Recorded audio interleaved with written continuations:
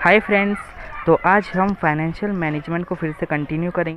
Capital budgeting के ऊपर हम आगे पढ़ेंगे। कैपिटल बजटिंग में हमने पिछली बार टेक्निक सीखी थी, initial cash flow, subsequent cash flow, terminal cash flow. तो आज हम उसको क्वेश्चन के ज़रिए सीखने की कोशिश करेंगे। ठीक है, तो ध्यान से वीडियो को देखिएगा। ये जो आपको सामने क्वेश्चन दिख रहा है, आज हम इसी को सॉल्व करेंगे। इस एक क्वेश्चन के बेसिस पे आप कैपिटल बजटिंग को पूरी तरह सीख जाएंगे और किसी और क्वेश्चन को करने की ज़रूरत नहीं पड़ेगी। लेकिन हाँ, ये याद रखना कि practice makes a man perfect. तो हमेशा प्रैक्टिस करनी है आपको। 10 ईयर अगर है तो उससे हर क्वेश्चन की प्रैक्टिस करना। कोई डाउट्स हो तो मुझसे पूछ लेना। तो क्वेश्चन के बेसिस पे हमारे पास दे रखा है कि PQR लिमिटेड है। पहले मैं क्वेश्चन समझा देता हूँ। देखो, क्वेश्चन को हमेशा पहले पढ़ना बहुत ज़रूरी होता है। पूरा क्वेश्चन पढ़ने के बाद ही आंसर में बढ़ना चाहिए। ये नहीं कि स्टार्टिंग की लाइन देखी और बढ़ गए और पता लगा बाद में कुछ और उसमें नई एंट्री आ गई और हमें दिक्कत हो गई। ठीक है ना। तो क्वेश्चन पहले हम पढ़ लेते हैं। इसमें लिखा है PQR लिमिटेड के पास एक मशीन है जिसकी 5 साल तक लाइफ चलने में। सीधा हिंदी में बता रहा हूँ आपको, बाकी आप पढ़ लेना स्क्रीनशॉट में। और इसमें जिसकी it cost 10 lakh and has a book, मतलब जो मशीन है उसकी 10 लाख की कॉस्ट है और उसकी बुक वैल्यू है 4 लाख की। लेकिन हम वो एक नई मशीन ख़रीदना चाहते हैं जो कि उनको 20 लाख की पड़ रही है। ठीक है।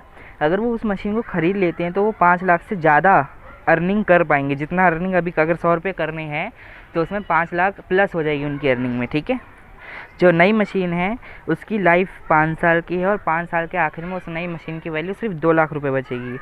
और जो इनकम टैक्स रेट यहाँ पे लगाया जा रहा है वो 40% है। ये हमारे काम का है, इसको मिल गया हमको। ठीक है। The firm does not make investment if the yield, अगर 12% पर एनम से कम रेट हमको इन्वेस्टमेंट का मिलता है तो फर्म इसको मतलब इस मशीन को नहीं खरीदेगी। यानी हमें डिसीजन देना है फर्म को कि आपको ये मशीन ख़रीदनी है या नहीं ख़रीदनी है। ठीक है। अगर ओल्ड मशीन को हम आज बेचते हैं तो 1 लाख रुपए की रियलाइज़ होगी और अगर 5 साल बेचते हैं तो उसकी कोई वैल्यू नहीं होगी, यानी ज़ीरो होगी। तो हमें मशीन को आज ही बेचना है, इसने ये भी बता दिया। ठीक है।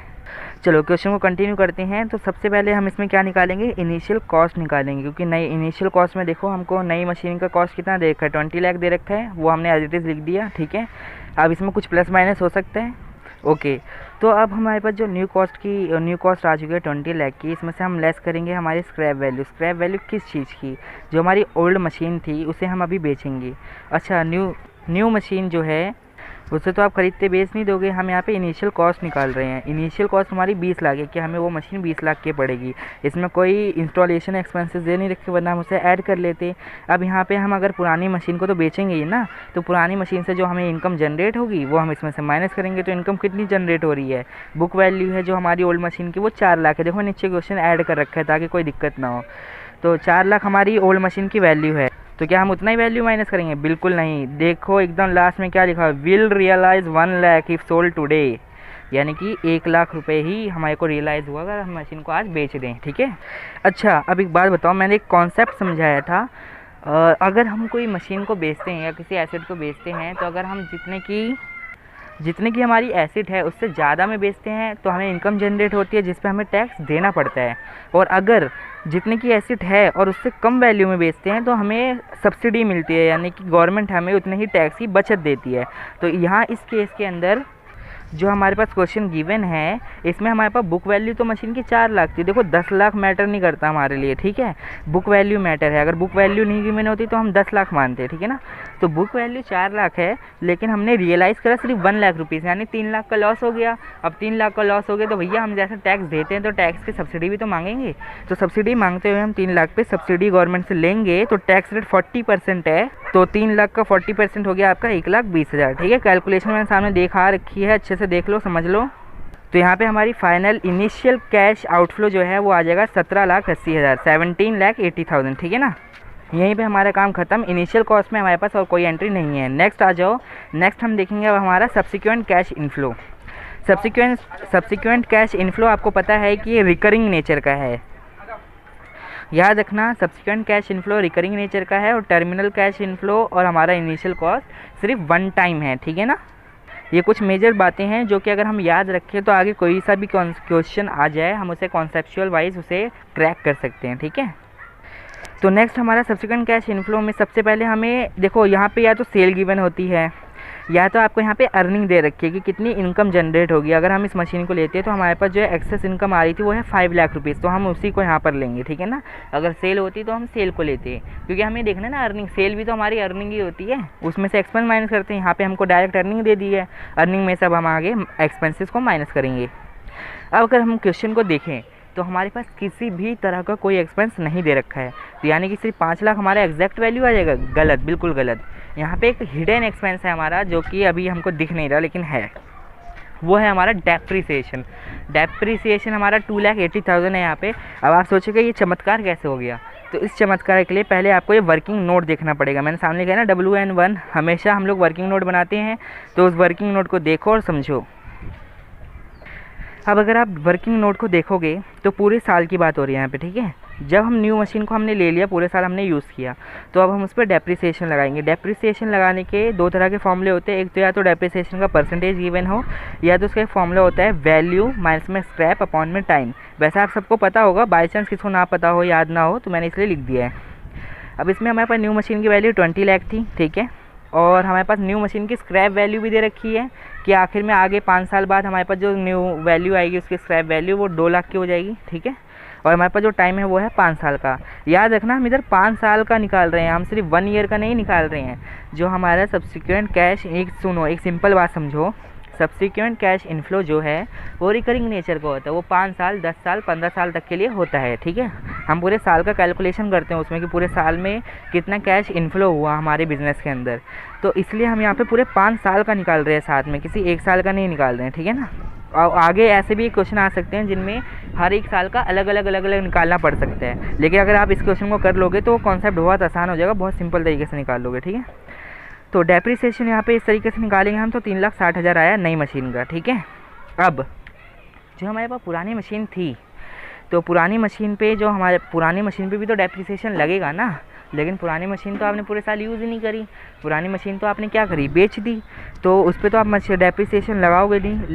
लेकिन हम यहाँ पे निकाल क्या रहे हैं, हम निकाल रहे हैं कॉस्ट किसकी, नई मशीन की। यानी कि नई मशीन को जब हम लगा रहे हैं तो उसको लगाते समय एग्जैक्ट कॉस्ट कितनी पड़ेगी हमको, यानी कि देखो पहले जो ओल्ड मशीन है, ठीक है, ओल्ड मशीन की तुम डेप्रिसिएशन की वैल्यू निकालो। डेप्रिसिएशन वैल्यू 4 लाख, उसकी वैल्यू थी 4 लाख, स्क्रैप वैल्यू तो 0 थी, लिखा था ना 5 साल बाद उसकी वैल्यू 0 होगी, तभी तो क्वेश्चन में दिया गया है।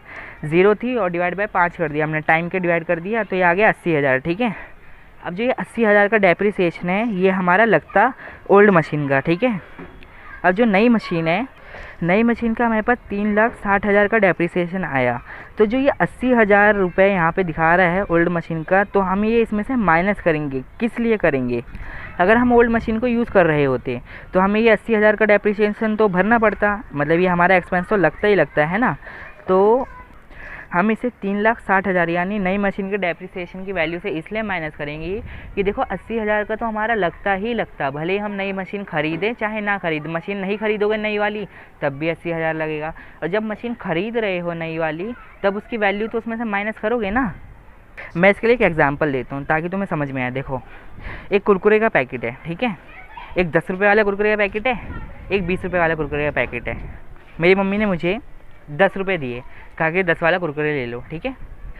उसके बाद मैं दुकान में गया, मैंने कहा नहीं मुझे तो 20 वाला चाहिए। फिर मैं मम्मी के पास वापस जाऊंगा कि मैंने कहा 10 रुपये वाला नहीं, मुझे 20 वाला चाहिए, तो मम्मी मुझे 10 रुपये और देंगी, कहेंगी जाओ 20 रुपये वाला ले लो।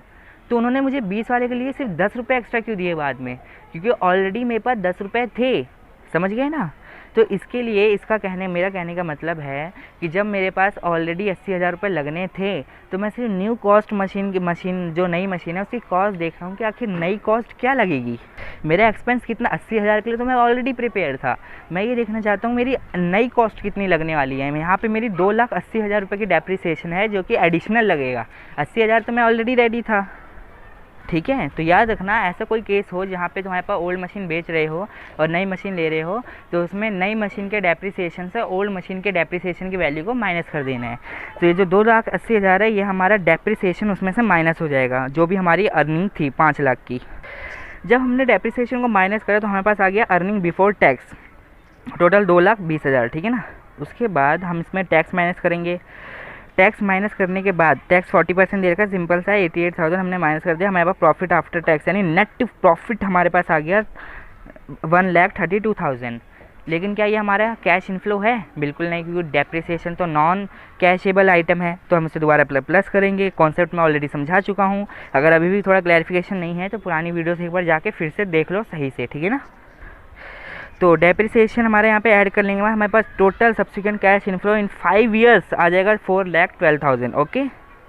थर्ड जो हमारा पार्ट है वो है terminal cash inflow. Terminal cash inflow में देखो सिंपल सी बात है, हमारी पास जो न्यू मशीन थी उसका आज से 5 साल बाद 2 लाख रुपए की सेल्वेज वैल्यू बचेगी, वही हमारा आंसर हो जाएगा। इसमें कोई हमें ऐसा तो है नहीं कि बेच रहा है या समथिंग। अगर क्वेश्चन में हमें गिवन है, नीचे देखो क्वेश्चन में हमें कोई भी ऐसा चीज़ गिवन नहीं है कि 5 साल बाद हमने मशीन को इतनी वैल्यू थी और हमने इतने में बेचा। अगर ऐसा कुछ होता तो इसमें टैक्स की सब्सिडी मिल सकती थी या फिर टैक्स का वो हो सकता था, कट सकता था, लेकिन ऐसा कुछ है नहीं। तो इसलिए हम 2 लाख रुपए हमारा टर्मिनल कैश इनफ्लो आ जाएगा, ठीक है। तो हमारे यहाँ पे सारी कैलकुलेशन हो चुकी है। तो अब तीनों आइटम्स को, दोनों इनकम्स को हम ऐड करेंगे और इनिशियल कॉस्ट को उसमें से माइनस कर देंगे। तो अब हम नेक्स्ट वीडियो में सीखेंगे हमारी कैपिटल बजटिंग की टेक्निक्स, जिससे हम फाइनलाइज करेंगे कि कंपनी को आगे काम करना चाहिए अपने बजट के ऊपर या फिर नहीं करना चाहिए। तब तक के लिए हमारे चैनल को सब्सक्राइब करो और अपडेटेड रहो, ठीक।